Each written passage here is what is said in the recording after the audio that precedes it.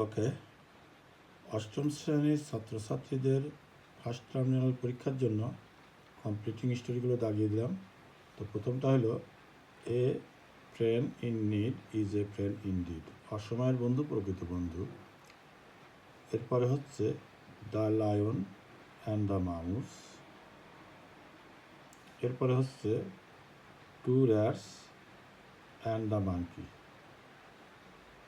এরপর হচ্ছে unity is strength, অর্থাৎ ওই যে ওল্ড ম্যান এবং তার পুত্রদের গল্প এটা।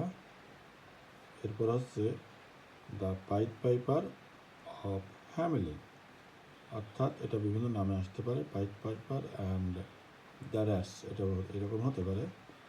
এবার হচ্ছে ফেইলার্স are the pillar of success.